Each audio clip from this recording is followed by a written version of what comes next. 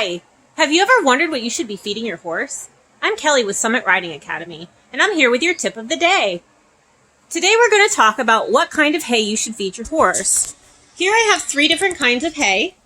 On the far right, here, this is alfalfa hay, which I feed quite a bit of. This is coastal Bermuda grass, which is very prevalent here in Central Texas. And then we have Timothy here on this side. And the Timothy is actually imported from Idaho and from Colorado, up north, Illinois, New York, so those kind of states.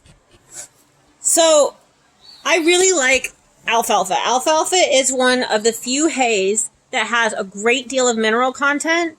It's good for the stomach. It has a lot of calcium. So it kind of works like a buffer in the stomach. So when you feed your horse this kind of hay, we always talk about horses having ulcers. A lot of horses have problems with the stress of performing. They have a lot of problems with moving around. When we're at a border barn, there's a lot going on all the time. So feeding something like alfalfa, which is this nice green, it's a legume hay. It's not actually a grass hay like you would think of horses eating grass. This is a legume hay. So it's not actually grass, but horses eat it very well. They tolerate it well. It keeps a lot of moisture in the gut, so you have a less prone to getting dehydrated or colic. And it also has that calcium in it to help buffer the stomach and kind of act like an antacid. So that helps reduce the risk of ulcers. It's also, if you look at this one, this bale here is open, and you can see that it's kind of has these leaves in it. It also has big stems in it. The more leaves, the higher quality, the higher protein content. And you can see there's quite a bit of leaves in this particular batch of alfalfa. Sometimes towards the summer, we'll get alfalfa that is not as high quality, and it'll have a lot of stems and not as many leaves. Certain times of year, you'll get alfalfa that has very fresh stems. It's got a lot of moisture in it. But for overall, it's a great hay. I like feeding it. I do not feed a ton of it because it has a high protein content, and it has a tendency to cause balls that ball up like that in the intestines. It can kind of stick together because of that high calcium content, and it'll cause something called enterolith, which can block the intestine and cause kind of a blockage colic. The other hay that is very prevalent here is this hay. This is Bermuda grass, or coastal hay as you'll hear it called. It's all coastal Bermuda grass. As you can see, it's a very fine hay. It doesn't have a lot of bulk to it. The horses kind of eat it like a treat almost. And you can see this particular bale has some bleaching to the front. This is from the sun. It does not matter. It's not affecting the quality of it, the protein content, anything like that. This particular hay is not from Central Texas. It's imported from California, and it has a 16% protein in it. So we always think of horses as being able to subsist on, scrub grass or just plain old grass. And that's your average horse that lives out in the wild. They absolutely can subsist on that. Or a horse that just lives in a pasture and doesn't really do anything. But we're asking our horses to be athletes. So we have to feed them like athletes. So you want to get the best quality hay that you can find. So this particular coastal Bermuda grass is the best I can find here in Central Texas. So this is what I feed my horses that are not colic prone, because it's such like a fine grass, and this stuff can kind of get wadded into a nest like a bird's nest in their stomachs and in their intestines, and it can cause colic impactions, which I actually had happen with one of my mares, and that can send you to the vet and get you a nice big colic bill if they can save your horse. So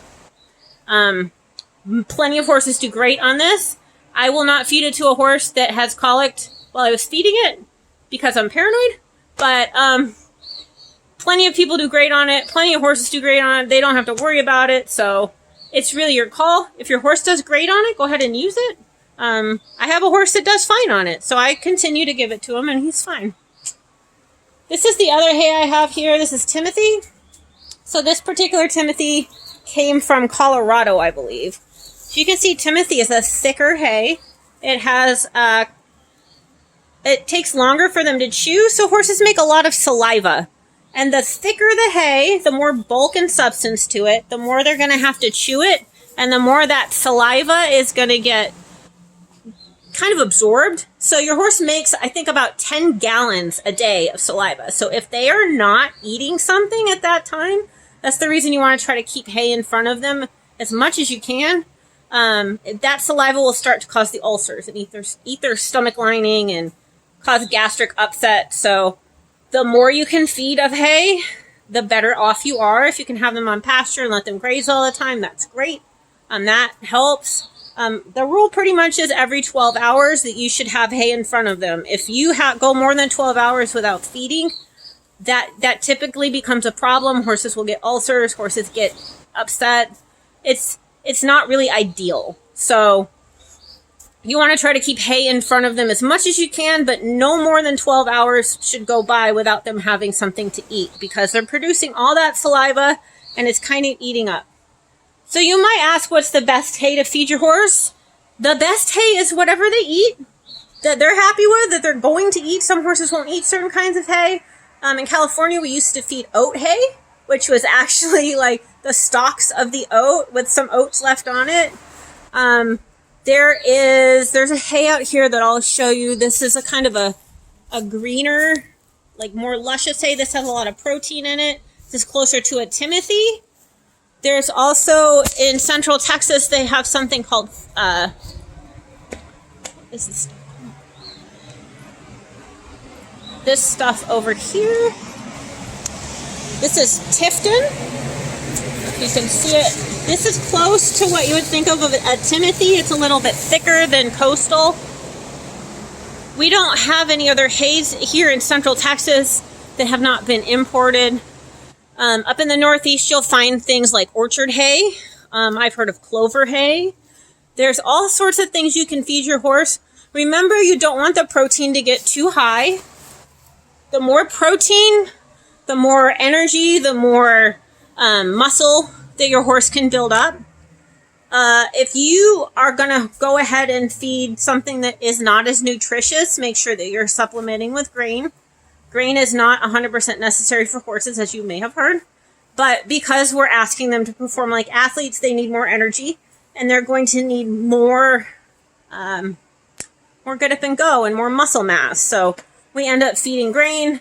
Also, the vitamins the horses need are not always found in hay. If you don't get good quality hay, they're not going to get the right vitamins. That means they could grow badly. They could not be able to perform well. So make sure that you just buy the best hay that you can find, no matter what. Alfalfa is great, but do not feed too much of it. Your horse will get diarrhea if you eat too much of this. Think of something this green. It's like you eating way too much steak with way too much fat on it. That is what's going to happen to your horse. So they're going to have gastric upset if you feed them too much of this. So this is your steak, and these are your vegetables. Okay? So think of it that way, and then things will become a little more apparent. So you don't want to always feed too much meat and not any vegetables and potatoes and things like that. So have a balanced diet. Your grain you want to think of as either like your gravy or like dessert. So you might need a little dessert to get through the day, but you don't need a lot of dessert. I would much rather feed my calories in hay, which is more beneficial to their gut and keeping things moving, because keeping things moving in the gut is the most important thing in your horse, so that you don't end up at the vet and have colic, because that's not a good day, and none of us want that. So try to keep hay in front of them, feed the best quality hay you can, and try to feed more hay than you feed grain. So those are my tips of the day. Look forward to talking to you soon.